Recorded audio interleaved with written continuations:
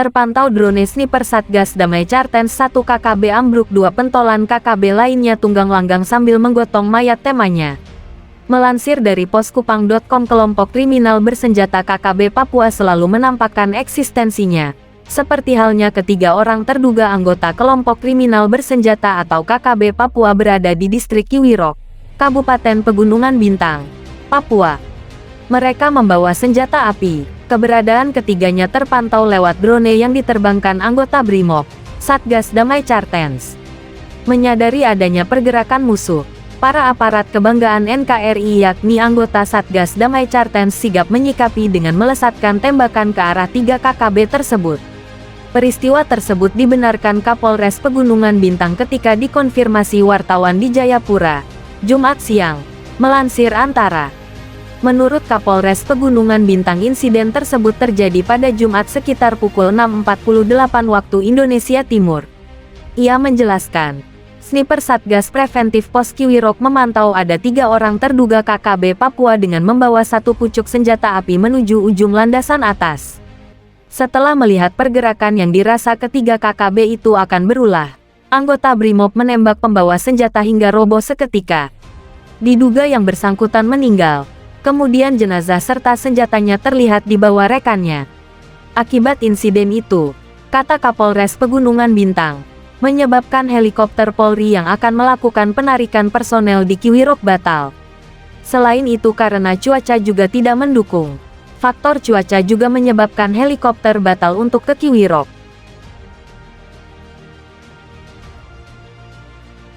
Berawal dari patroli drone, TNI berhasil gempur habis-habisan dan kuasai markas KKB Papua sudah dikuasai. Hingga kini kelompok kriminal bersenjata atau biasa dikenal KKB Papua masih menjadi masalah di Indonesia. Namun, aparat TNI yang tergabung dalam Satgas Pinang Sirih berhasil menggempur markas KKB Papua. Markas KKB Papua ini sendiri diketahui berada di Kampung Welenggaru, Distrik Gom, Kabupaten Puncak, Papua. Dilansir Kompas.com, Kepala Satuan Tugas Kasatgas Humas Nemangkawi, Kombes Ahmad Mustafa Kamal mengungkapkan kalau penguasaan kampung yang menjadi markas KKB Papua pimpinan Goliat Tabuni oleh TNI ini berawal dari patroli menggunakan drone. Kala itu, nampak 3 orang yang diduga adalah anggota KKB Papua. Ketiga orang ini pun sedang melakukan penembakan ke arah tim Cakra. Dalam pemantauan drone ini, nampak ketiga orang ini memasuki Honai yang jadi markas mereka. Tim Cakra pun langsung melakukan pengejaran pada ketiga anggota KKB Papua ini. Mereka pun berhasil menembak salah satu anggota KKB ini. Serangan ini sendiri pun membuat anggota KKB Papua menjadi berlarian masuk ke dalam hutan. Saat ini, Satgas Pinang Sirih melaksanakan koordinasi dengan aparat keamanan TNI Polri serta menyiagakan personel dari Satgas Pamtas Mobile Unif Rider 715 MTL. Tutur Kamal, seperti dilansir dari Kompas TV.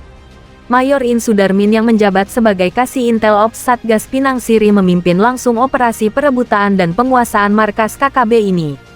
Tak cuma merebut markas KKB, pasukan TNI pun berhasil mengamankan 1 pucuk senjata api.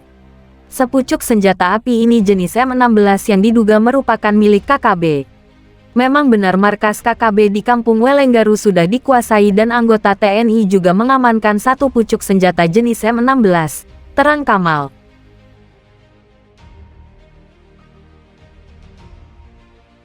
Bak dikejar hantu 3 pentolan KKB kocar-kacir setelah berhadapan dengan prajurit handal. Hari ini kami akan melakukan patroli keamanan di hutan dekat perkampungan warga. Walau kondisi fisik belum begitu baik, pagi ini saya bersama rekan satu tim bergerak menuju pos pemantauan. Dari analisa saya terkait 2 kali kejadian penembakan dalam 1 pekan yang dilakukan oleh kelompok KKB terhadap pos penjagaan kami. Dalam baku tembak tersebut teridentifikasi 1 anggota KKB yang tewas dalam penyerangan, kedua bukanlah warga yang berdomisili di wilayah penugasan kami. Karena dalam 3 hari terakhir ini kami sama sekali tidak menerima informasi tentang adanya pemakaman warga yang meninggal baik yang dimakamkan dengan cara dikebumikan maupun dikremasi. Dari sini kami pun mulai menjalankan rencana sesuai rencana yang sudah kami sepakati. Sebelum menuju pos pemantauan kami akan melakukan penyisiran di sekitar titik lokasi, di mana KKB melakukan penembakan yang kedua. Setelah berjalan lebih dari 1 jam kami pun sampai kira-kira 150 meter dari lokasi. Kami berhenti dan mengamati situasi di sekitar kami. Saya fokus untuk mencari jejak kaki KKB di atas rerumputan yang sedikit berembun. Sekitar 20 meter ke arah timur saya menemukan rumput yang rusak bekas jejak kaki manusia dengan sedikit butiran tanah masih lengket di atas rumput. Di sini kami mulai curiga yang mana harusnya butiran tanah sudah terlepas dari daun rumput tersebut akibat diguyur hujan 2 hari yang lalu.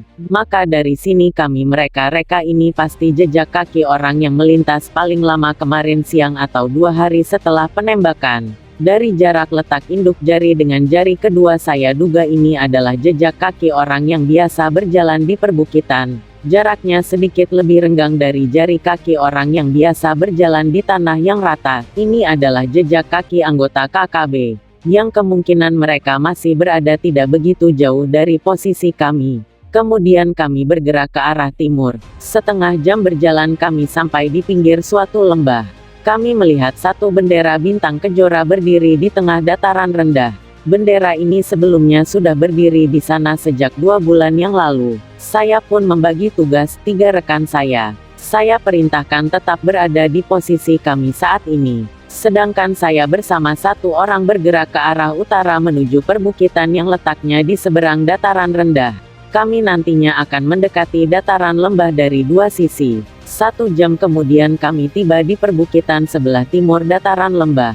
Kami mencari jalan tikus perlintasan KKB. Secara tiba-tiba rekan yang berada di sisi perbukitan sebelah barat dataran lembah mulai melihat ada 3 orang anggota KKB berjalan ke arah posisi kami. Mereka pun melakukan beberapa kali penembakan namun tak satu pun tembakannya yang mengenal kami. Karena posisi rekan kami dengan posisi KKB cukup jauh dan di luar jangkauan, saya meminta mereka untuk melakukan penembakan hanya jika melihat KKB berada pada jarak tembak yang efektif. Kami pun bersiap untuk menyambut KKB yang berlari ke arah kami.